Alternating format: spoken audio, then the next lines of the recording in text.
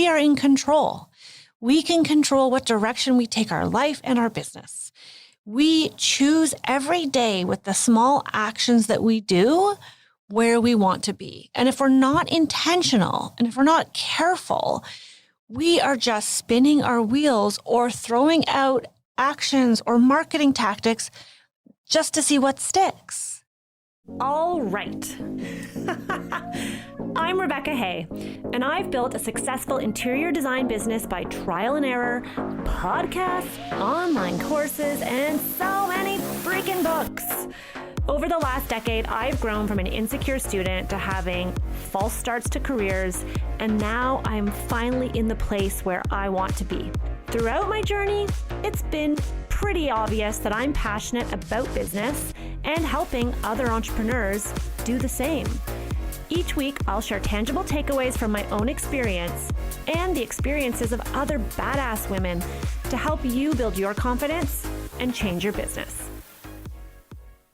Hey, it's Rebecca, and you are listening to Resilient by Design. Today's episode is one that I'm bringing back from the archives because it is such a phenomenal episode. It's one of those episodes that people still reference. And in it, I talk about the power of intentionality and how you can focus your mindset and set some goals for your life. I share, some experiences that some of you have heard me talk about on Instagram. And so just keep in mind that this was a couple of years ago, but it's a really powerful reminder. And in fact, just even prepping to rebroadcast this one, listening to it has got me reminded, like, I need to do that vision board. Let's get set for the year ahead and really be intentional with where I want to take things. So I hope that this episode is powerful for you and inspires you to, set some goals. Enjoy. Here's the thing about setting goals. If you don't write them down, it's not good enough. Let me explain. It's good to have a vision in your head, and it is certainly good to have a goal that maybe you say out loud. But the sheer act of taking pen to paper or pencil or potentially typing in a computer, I don't know if the research goes into that much detail, but I think that's probably helpful too. But putting it down on paper, committing those ideas and that vision in your head and setting those goals and writing them down, there's something that is scientifically proven. And I don't know the science. I'm just going to tell you that's what lots of people say, and I believe them. And there's lots of research. You can Google it. But it's scientifically proven that when you write something down, whether it's a goal or anything, like if you're studying for a test or what have you, you are more likely to retain that information. You are more likely to achieve that goal. And in this book that I've been listening to, The One Thing, he actually uses a statistic from a study that says those who write down goals are 39.5% more likely to accomplish them.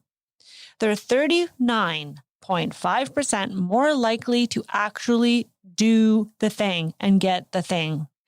I think that's pretty incredible. And it's not like writing goals down is actually that hard. Like, all you have to do is block off some time to sit down and dedicate the time to just indulge yourself a little, dream, think, plan, and write it down. Now, just because it's easy doesn't mean everyone's doing it, right? If it were that easy, then everybody would do it and everybody would achieve their goals, right? So what's the deal? Why are people not getting their goals, right? Just because maybe you wrote down as a kid, I want to be, an interior designer, right? And maybe you're still not there. Or that's a really bad example because I've got designers listening. Maybe you have a goal like I want to travel to South Africa, for example. And you wrote it down and it's something that you've known you've always wanted to do, but you're not actively pursuing it, right? You figure that at one point in the future it'll happen, and it quite likely will happen. But what if there was a way to actively pursue a goal to ensure that it comes true? Here's the thing. It exists. It's also called writing it down. But I'm going to walk you through now. These are the steps. This is how a lot of goal setting teachers will teach you very similar concepts. And the idea is that by setting a goal, like first you want to have a vision. And we really we dove really deep into this in my momentum marketing course, but you want to have a vision for your life, like a 10-year picture. Where do you see yourself? And I think I've done a live visualization of that here on the podcast. I will have Vera put into the show notes which episodes I'm referencing, because I don't know off the top of my head. I'm not that organized. I didn't plan ahead. I just started talking. But when you have a vision and you write it down, you start to get a sense of if you're heading in the right direction. And whatever it is that you want to do with your life, or in the next year, or in the next 6 months, whatever it is, you want it, you desire it, I fully support you. That is your dream and your goal. And don't let anyone tell you otherwise, that you can't do it, you can't accomplish it, and that you shouldn't dream it. And if the people in your life are telling you that, then either you stop telling them your dreams and goals, right? You keep them close to your heart, or you get new friends. So take a sip of my tea. You set a goal. You have a goal, let's say that in 2022, you want your business to make $800,000 in revenue. Okay? That is a goal. Then what you need to do is figure out how you are going to get there. What I want to talk about before we dive into the actual tangible steps of how to do that, I want to talk about the idea that we have so many dreams and we have so many goals. And there's probably a lot of things you want to accomplish in a year. And the reason I want to talk about this is because it's definitely something that I've struggled with. I have struggled with wanting to do all the things. Shocker. I have a podcast. I have a design business. I have an online course business. I don't know, what else do I do? I feel like I do other things. I'm a mother, right? I'm building a farmhouse, and I'm starting a business of short-term rentals. I've renovated my house. Like, there's so much that I do, and I'm learning I need to pull back a little bit and just focus in on a few and really focus in on one goal at a time. I think it was Sheryl Sandberg who said in her book, Lean In, you can have it all. You just can't have it all at the same time. So what that means is, if you want to be the dream, what's her name? Judy Cleaver? Mom, the perfect Martha Stewart mom, but you also want to be the kick-ass businesswoman, and you want to have $2 million in revenue, and it's not realistic that you are going to be top of your game in all those areas at the exact same time. Maybe you focus on one and then the other, and then it starts to build. So you start working on becoming a really great mom, and you focus and you're intentional about your parenting skills, and you're listening and being present and showing up, and the time that you spend with them, you're very present and all that jazz. And then once you feel like, okay, like I am really mastering this, then let's focus on the revenue goals of the business. I'm not saying stop working on your business, but if you're going to focus on a goal, I want you to focus on it and go whole hog. Like, go all in on that one thing and plan it out. And then once you get into a rhythm and you are on track and you're checking off your mile markers, then you can layer in the next goal. And this is something that we talked about in Momentum. I talk about in Power of Process. I feel like I'm a bit of a broken record when it comes to goal setting and visualizing, because I really feel that it is so powerful. It's been an extremely powerful tool for me envisioning my life and my business. And it also just gives me that confidence and the drive to continue moving forward, because I firmly believe that if you can dream it, you can achieve it. It's one of the quotes I share in my courses. I really believe it. I talk about it on the podcast all the time. If you believe it, or if you dream it, you can achieve it. So with that said, if you're looking into 2022 and you're setting one goal for your business, I'm sure there'll be lots of other little goals, but we're going to focus on one right now. And that is, you are desperate to get $800,000 in revenue. That is what you want. Top line revenue before cost of goods, before your expenses, you want 800,000. And I picked that number for a reason because it's easy for me to break it down into the mile markers, but just use this as an example. And if you are a Momentum member, then this example is extremely familiar to you because I use it in the course. So you set your goal for 800,000 and you want to achieve that the last quarter of the year. You want it to accumulate so that by the end of 2022, December, you have that $800,000 in total sales. So now I want you to break it down into quarters. I love to do things by quarters. I think it's what people do in the business world. It just makes sense. It's a reasonable, 3 months is enough time to actually move the needle and hit small goals. So I see it as stepping stones, like stairs, really. At the top of the stairs, there's 4 stairs. The 4th stair, these are big stairs, okay? These are like big stairs, giant stairs. The top of the 4th stair is that goal. That is your milestone, $800,000. That is it. That is the dream end goal for 2022. Let's take it back. What do you need to do to get you to $800,000? Okay, let's make a list. Well, I probably need to get some projects. Okay, I need some projects. They need to be probably high value projects because I can't take on, more than a certain number of projects a year given the team that I have. Okay, I need to have the right marketing to reach out and meet those clients that are going to pay me that money where they're at. I need to, maybe I need to update my website, right? Maybe the website is not reflective of the brand that I'm really trying to put out into the world. Maybe our process set up. I don't know. Think about all the things. Maybe you need to hire a purchaser because there's so much purchasing that is involved with having that kind of volume of sales. Somebody who is right on top of it and can help you manage all the projects. Okay.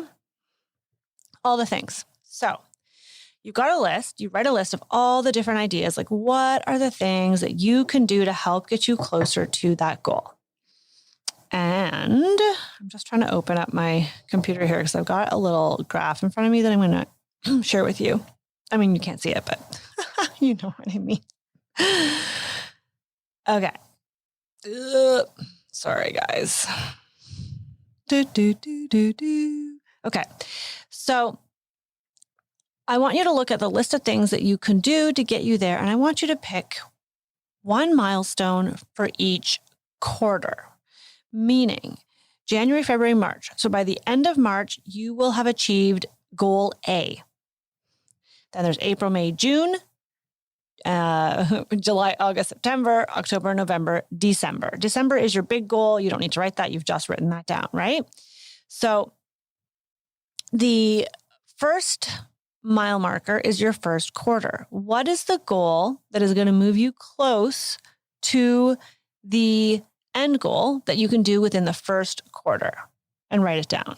So for example, you could say, update my website copy to reflect the process that we run when we do construction. Right? You could say that. Because let's be honest, that might take you a good, 3 months at least probably to do. Then the next step, I want you to look at, okay, what's the next thing we can do? So once I get the website set up with a section about our process with new builds, then what? Or new builds or construction, let's say. Send a newsletter announcing our new build design program, or send a newsletter to announcing our new process, or whatever it was that was that first goal, to our email list, right? So we set up our new system that's marketable. Our website's looking good. It's branded. So by the end of Q2, which is January, February, March, April, May, June, by the end of June, we're going to announce to everybody that we have it. And then Q3 could be, secure, 3 clients, for example. So those are just some examples. Let's take my example of an $800,000 a year goal. The strategy to get to that goal would be break $800,000 down into 4 parts and you'll get $200,000. So imagine you have $200,000 per project. You only need 4 projects in that entire year to achieve that goal. Have you ever done this before? This is something that's so simple that the first time I did it, I was like, oh, like, why haven't I done this before? This is so powerful. This is so straightforward. This is something I do every year. If I have a revenue goal, I look at, okay, if I want to do $1.5 million in sales, I need to break that down.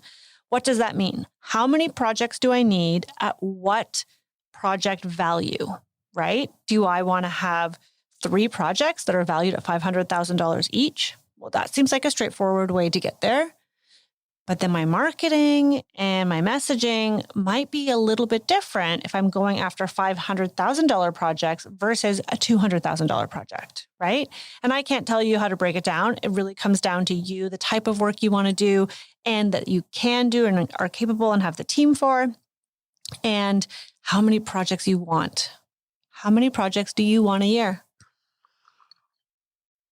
Think about it. This is something I never thought about before. I was just like, I'll just take on as much as I can. Obviously, this is amazing. Oh, great. So-and-so wants to hire me. Great. Okay. I feel like I'm so busy, but the work won't last forever, right? So keep taking it on, take it on, take it on. If I had only known that I could forecast and understand to get to my goal, I only needed, let's say, 6 projects at $100,000 value each, then I would be a lot more relaxed when I got to that 4th project and it was only June, right? And then, of course, you can bump your goal. You can set stretch goals and all that jazz. But set your goal, come up with the strategy. So how are you going to get there? And then set those individual mile markers per quarter. So another example could be you want to work with a builder who does a community and you want to do a model home. So you want to do 1 model home in the year of 2022. You want to be hired to design and decorate a model home, okay, for like a big builder. How would you break that down? Well, what is the strategy to get there? Well, the strategy is you need to develop a system that will work for builders, and then you need to connect and secure a builder client. Okay. Each quarter, I keep wanting to say month, each quarter you need to come up with a mile marker or a milestone. So Q1 might look like update process with unique, builder facing copy and upload to website. Q1. Q2 could be share new process for model homes with all past and present and potential clients via email newsletter, cold call emails, Instagram and social, what have you. Q2. Q3 goal might be secure 3 discovery calls with potential builder clients for model homes. So in that quarter, you are coming up with all kinds of tactics and actions that will help get you those discovery calls, right? It's all building blocks. And then the last quarter is when you convert those leads into the actual project. I hope these examples are helpful. I really don't want to oversimplify things. Obviously, it's more complicated than that. There's so many little actions that go into it, but I think often we get so caught up in the little actions that we forget the big picture. And what happens, especially with marketing, and I've got marketing on the brain right now because obviously it's coming to the end of the year and I'm looking at what do I really want to do next year? Where do I want to put fuel to the fire? Because really, we are in control. We can control what direction we take our life and our business. We choose every day with the small actions that we do where we want to be. And if we're not intentional and if we're not careful, we are just spinning our wheels or throwing out actions or marketing tactics just to see what sticks. We look at our neighbor, or not our neighbor. We look at our maybe your neighbor, but we look at, our colleagues, our competitors, people on Instagram and we see them doing like, oh, look at them. They're doing these incredible reels with how to decorate a coffee table. Oh my gosh, I should be doing that. Looks so good. What a great idea. Without thinking, is a reel of you decorating a coffee table really going to help move the needle to get you closer to your goal? It might. Maybe that's what you want to do. You're really into decorating. You're really into styling. Awesome. Maybe you have products to sell. Awesome. But maybe you really want to get into new construction. And so there's a reel that you could do that would be way more relevant than copying the other designers' fun, fantastic, how to style your coffee table 5 ways, right? It's important that we take stock of where we want to go and we set goals and milestones to help us get there. I'm not saying you're going to achieve every milestone. And I'm not saying there won't be something else that'll come along the way that might deter you, or maybe your goal will change. And that is very common. But what I will say is that by at least setting it and writing something down, you are giving yourself a sense of purpose. And this is my big takeaway from this book that I'm reading. The One Thing is they talk about how the most important priority is the one thing that you can do right now that can help you achieve what matters most to you, and that there can only be one. Hence the title of the book, The One Thing. There can only be one thing. Otherwise, you are not going to get as far as you think you can. You want to set your future goal and then write down the steps that you need to accomplish that goal. Okay. I hope this is helpful. I mean, I hope it's helpful. Sometimes I feel like I just blabber on and then I lose my own train of thought. I'm like, oh my gosh, I must sound like a total crazy lunatic. All I do is talk about goal setting. I feel like a broken record.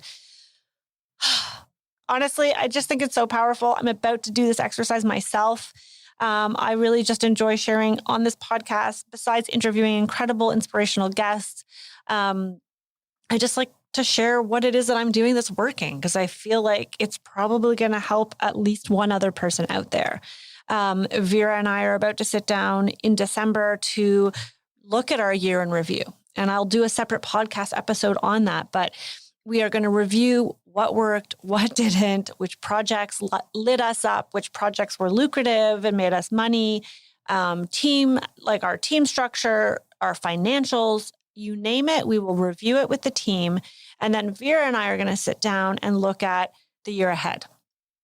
And especially when it comes to the podcast and the coaching side of the business, what is the goal? And I can tell you right now, I don't have the answer to that.